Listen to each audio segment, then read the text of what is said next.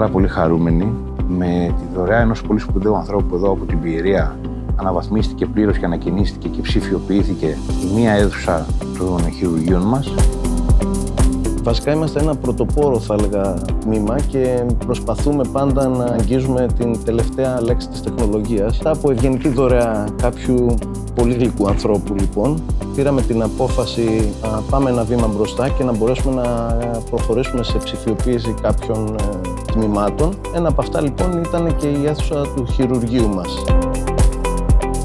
Έχει βελτιωθεί πάρα πολύ η απεικόνιση, ιδίως στα λαπαροσκοπικά.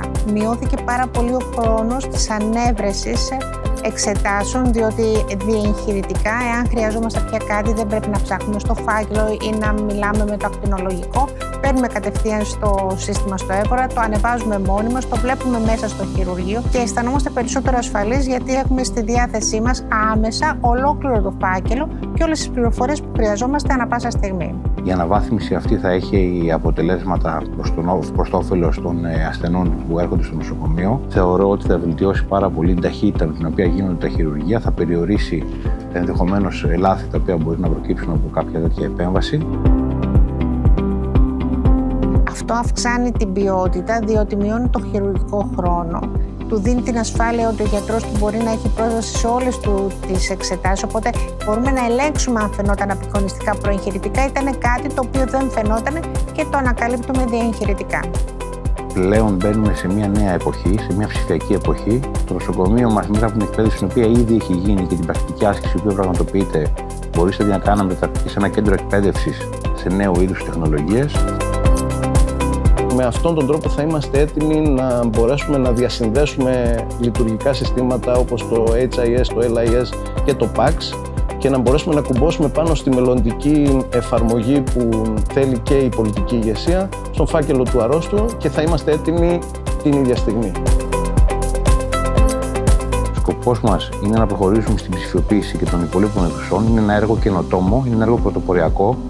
Είμαστε το πρώτο νοσοκομείο στη Βόρεια Ελλάδα που προχώρησε σε μια τέτοια κίνηση και απότερος σκοπός είναι η βελτίωση των υπηρεσιών υγείας για τους πολίτες της Πιερίας. Η βελτίωση των συνθηκών ιατρικής για τους γιατρούς μας, με απότερο σκοπό το ιατρικό όφελος. Θα ήθελα μόνο να εκφράσω ένα μεγάλο ευχαριστώ για το δωρητή μας, τον κύριο Βακαλίκο, ο οποίος είχε την ευγένεια να μας δώσει τη δυνατότητα να το πραγματοποιήσουμε και να προσφέρουμε το καλύτερο στον ασθενή και στους εκπαιδευόμενους.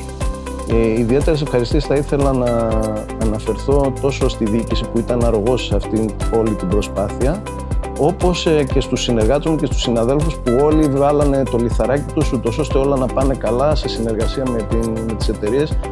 Να ευχαριστήσω πάρα πολύ όλους όσους συνέβαλαν στη διαδικασία αυτή, να πάνω απ' όλα τον δωρητή του έργου, να ευχαριστήσω πάρα πολύ την εταιρεία, την Aizo, η οποία μέσα σε σύντομο χρονικό διάστημα προχώρησε στην υλοποίηση αυτού του έργου, καθώς επίσης και όλο το προσωπικό το οποίο συνέβαλε στο να γίνει άμεσα και με ασφάλεια η αναβάθμιση αυτή.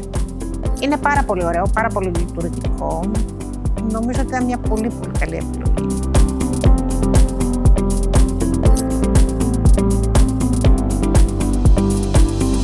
Βέβαια στην αρχή μαλώνουμε γιατί λέω μη χαζεύεις. Μου λέει δεν χαζεύω, κοιτάω. Λέω πού κοιτάω. Μετά θυμάμαι ότι είναι η αίθουσα. Και μου λέει την οθόνη βλέπω.